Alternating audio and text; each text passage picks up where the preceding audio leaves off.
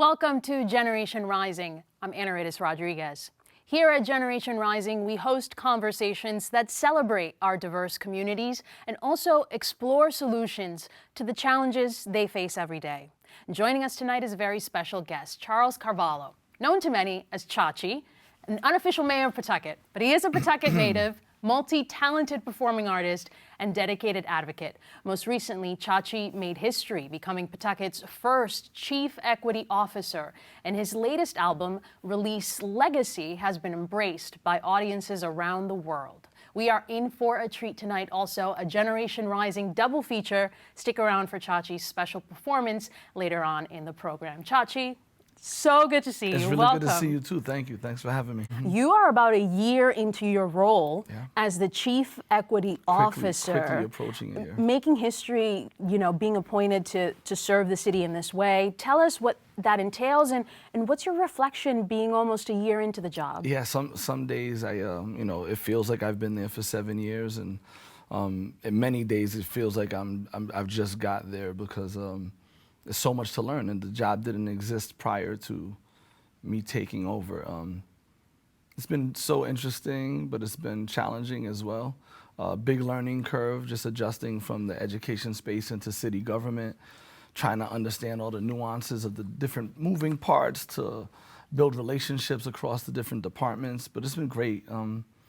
I love the city, and getting a deeper understanding of how the city works has put me in a position to be able to better serve my community. How do you support Pawtucket as the Chief Equity Officer? Yeah, so in my role, I have an opportunity to work with a lot of small community-based organizations to assess the needs that exist there, to also make sure that all of the opportunities that are available to the residents of Pawtucket are available to all residents of Pawtucket. So trying to be a bridge in terms of expanding communication into folks that exist in the margins, and then working across different departments to ensure that policies, procedures, and that the city is moving in a direction of being more inclusive, more diverse, and more of a reflection of the community.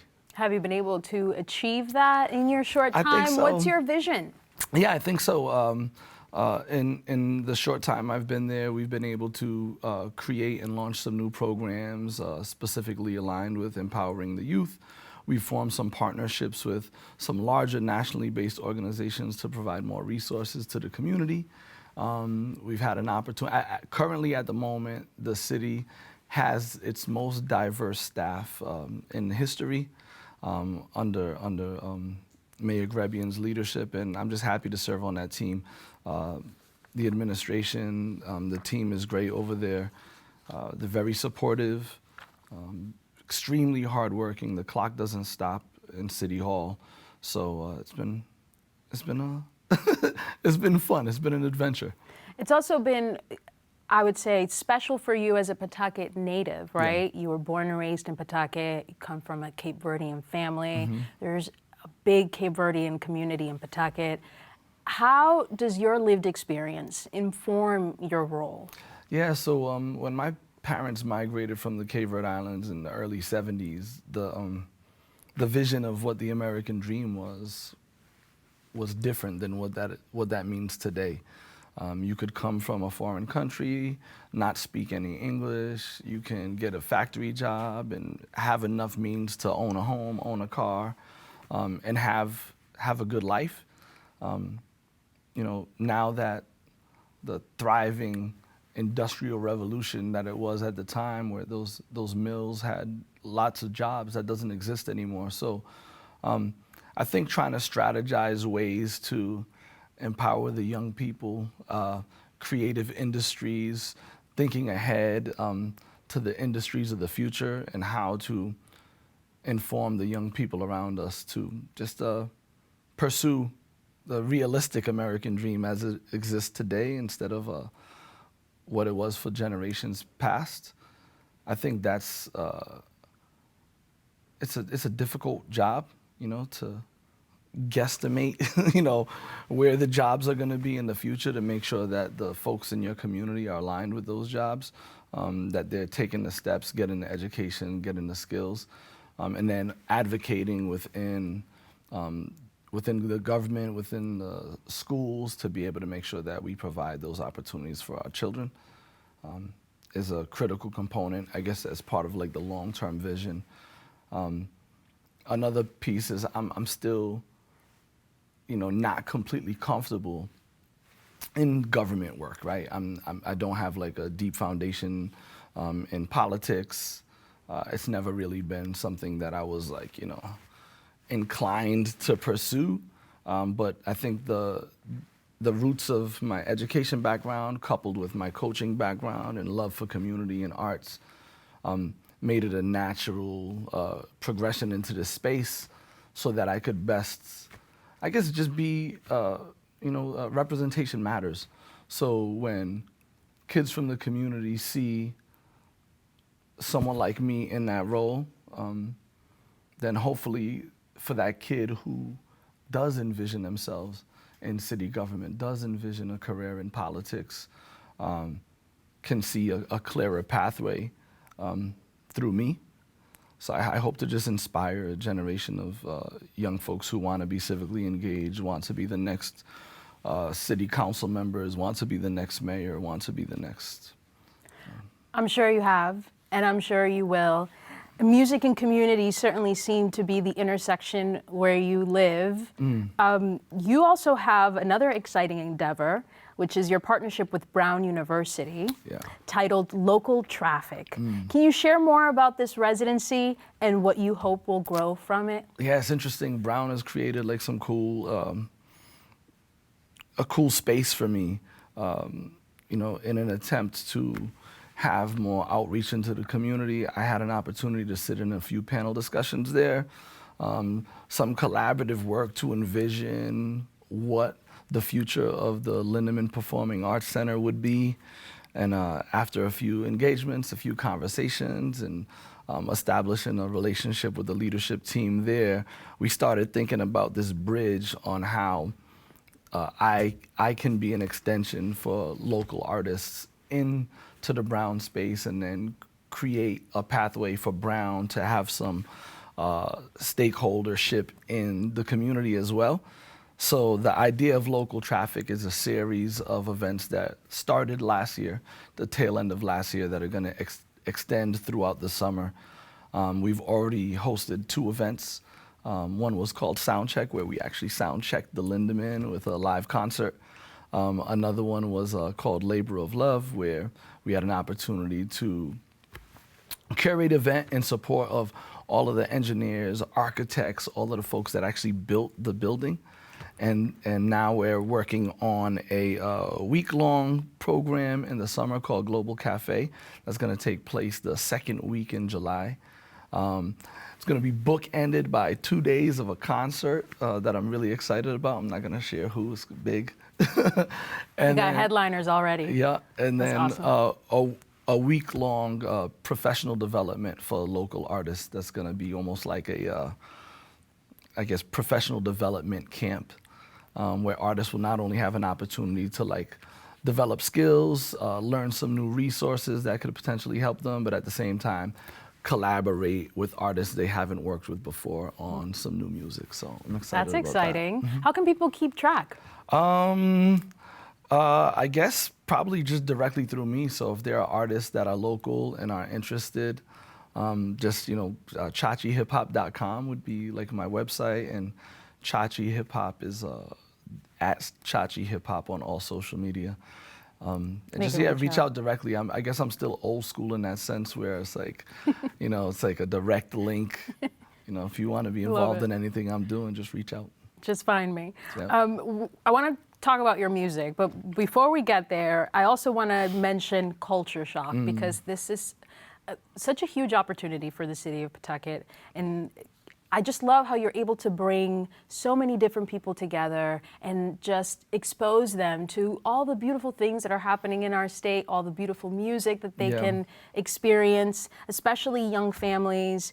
Tell me about Culture Shock and what else you have going on, because you actually, I define you as like a jack of all trades, master of many, right?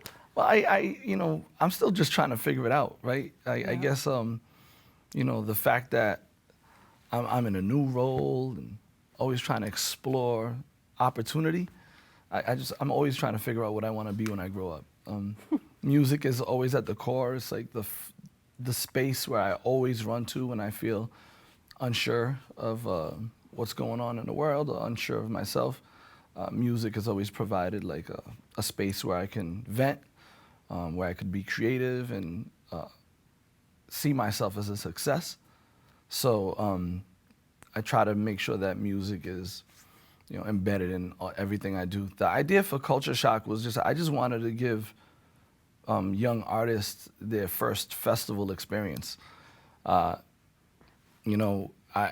a kid from here, I didn't get that chance until I was an adult, and I didn't really feel like I was receiving support to chase the dream of being an artist until I was an adult. So if I can, minimize some of the stress associated with local young artists trying to figure it out, if I could just be a bridge and help ease the process for them, and where they could just kind of like let down the guard and not have to take on the role of booking agent, manager, and all of the other things that you have to do, social media manager, right? All of the things that an artist needs to do for themselves. And if you could just show up, perform, be treated like a superstar.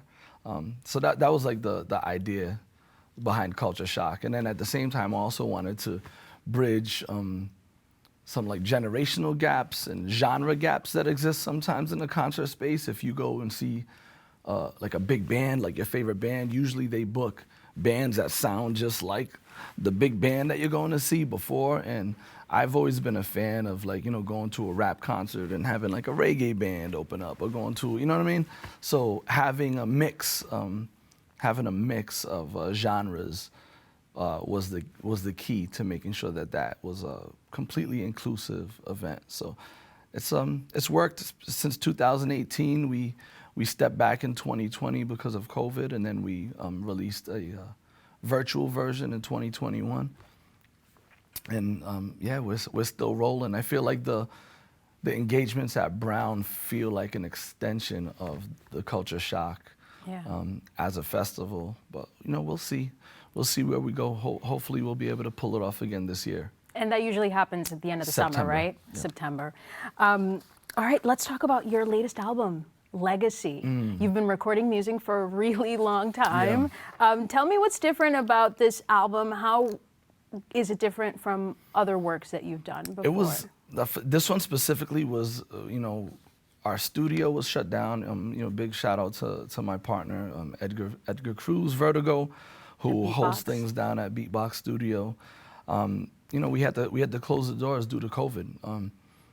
But what that did was it created a space for us two to just kind of lock in together. And we were like, man, we've never worked on and he's an incredibly talented producer, but we never worked on an entire project together, just us two. And this is my business partner that we've owned the studio together for a long time. So we were both going through a lot of personal issues, like the whole world was during that time in 2020.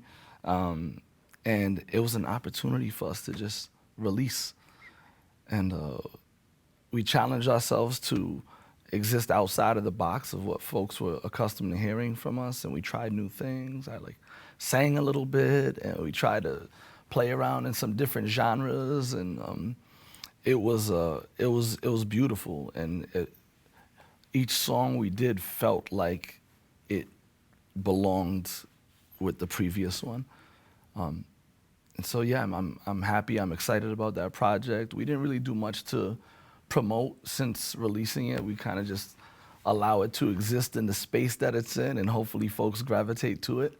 But yeah, it's a important piece for me. I did a lot of reflecting personally, a lot of reflecting on family, on the role that my father had, and the last song on the album features my older sister, Nancy, Sultra Divine, who lives in Kentucky, and features my father. And at that point in 2020, it was 10 years after he had transitioned, but we were able to resurrect a small piece of recording that we were able to like build music around and created a new song. That is so beautiful. Music seems to be a very personal journey for you. Yeah. And that's why so many people can relate to your music. I was listening to a little bit of Cape Verdean in America, and I kind of felt that story. We only have a few minutes left. Can you share with us what your performances will be about and where that story comes from? Yeah, so that whole, it took a while for me to, I guess, be honest in my music. When I was younger, hip hop, like the artists that I looked up to were like braggadocious. They felt like superheroes. And, through my journey of creating music, when I started understanding how, when I was able to like connect with myself through song, other folks connected more with my music. So I guess just trying to be like as honest as I can with my insecurities, with the things that make me feel happy, things that make me feel sad. Whenever I do songs that feel like it's a true reflection of my emotions and my feelings, I know people resonate to those more. So yeah, a couple pieces, that I do, and it's just a spoken word, just like a confirmation of that, stories of my family, of my upbringing, of myself, of my hopes, I love that. That's so real. It's so real because we're all going through it, right? And we can find that we can go on that journey with you to reflect and also find purpose in, what we're here to do. Absolutely. How can people stay in touch with you and keep up with your music and listen to your albums? Yeah, I'm doing some cool things right now. I'm part of the Equity Leadership Institute. I'm part of the new cohort there. I'm a brand ambassador for the Transform Rhode Island Scholarship. Big shout to Tris. Every high school student should apply for that scholarship this year, $1 million scholarship. It's amazing. I'm working in City Hall. I could be found there Monday through Friday. During business hours. During business hours. Beatbox Studio is usually super active as well. I'm involved in a lot of local sports programs and a few boards, but ChachiHipHop.com. WeOwnTheMasters.com is kind of the governing body behind all of the things that I do. And then on all social media is just at Chachi Hip Hop. But yeah, if anybody's interested in learning more about me or connecting, that's the best way. Bandcamp.com/ChachiHipHop is a great way to support if anybody's interested in purchasing any of my previous albums or mixtapes. Or stream on any of your favorite digital platforms, and it's just Chachi Carvalho. I could sit here and talk to you all day. I could talk to you all day too. But we run out of time, at least because we want to give you time for your performance. Yeah. So sit tight. Don't go anywhere. We will have a special performance by Chachi Carvalho right now. I am strong. My bones may ache, and my mind may be weak at times, but I am strong. I am of the ancestry of dream chasers who rode sunsets and moons, who inhaled endless oceans and imagined hope, who left behind cold histories in order to be the fathers of brilliant futures. I am strong. I am of the firsts. I am a creator of life. I am the biggest oak tree in the forest, and I am strong. They try to chop me with steel, and they try to turn my branches into weapons, but I stand still. The wind embraces my pain, and the sun reminds me to smile because I know who I am. I know where I am from. I know they do not fear my presence. They fear my potential because I know that they know that I am strong. Thank you. I would like to thank our guest, Chachi Carvalho. You can listen to more of his music on your favorite streaming app, and you can watch this episode and all our past episodes anytime at watch.rippbs.org. And be sure to follow us on these social platforms for the latest updates.